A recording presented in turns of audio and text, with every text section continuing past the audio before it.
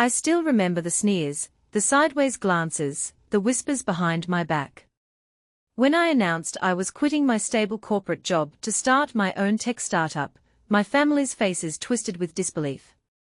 "You're throwing everything away," my father said, voice edged with concern. "No one makes it like that. You'll end up broke, embarrassed." My friends shook their heads, dismissing my dreams as naive, reckless fantasies. They told me I was chasing a pipe dream, that I lacked the talent, the connections, the luck. For months, I doubted myself too. Every rejection email, every investor's polite decline felt like a personal failure. There were nights I questioned whether I'd made a colossal mistake. But beneath the fear, a stubborn fire burned. I knew I had to prove them wrong, not just for me, but for everyone who believed in mediocrity, who said you can't, or you won't. I threw myself into relentless work. I studied every successful startup, dissected their strategies, and built my product, an AI-driven platform that simplified complex data analysis for small businesses. I worked nights, weekends, sacrificing social outings, family time. I bootstrapped with my savings, pitching to anyone who would listen, refining my pitch with each rejection. My first paying customer came after 6 months of grinding, a small retail chain that saw potential in my tool. That was my breakthrough. Slowly, my user base grew. I hired a small team, each member driven by the same fire I had. We iterated, improved, scaled.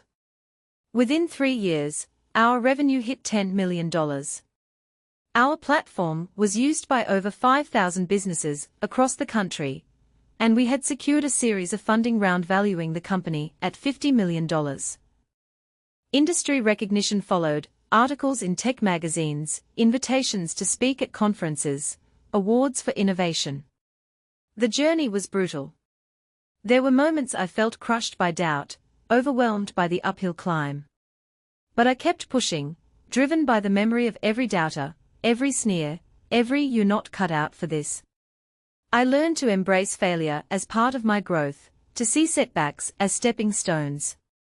Then, 5 years after I left that corporate job, I returned, this time, as the founder of a thriving company.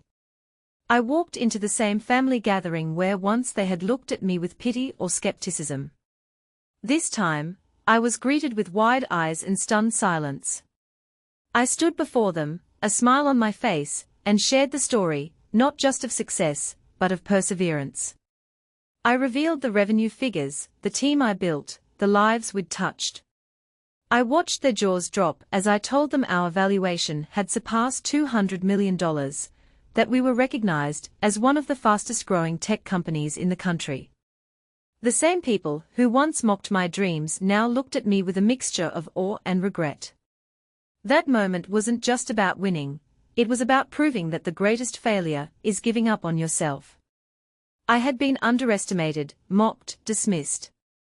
But I refused to accept their limitations. I fought through every obstacle, rewrote my story, and turned my ragged hopes into a legacy. And in doing so, I showed everyone that sometimes, the most unconventional path leads to the most extraordinary destination.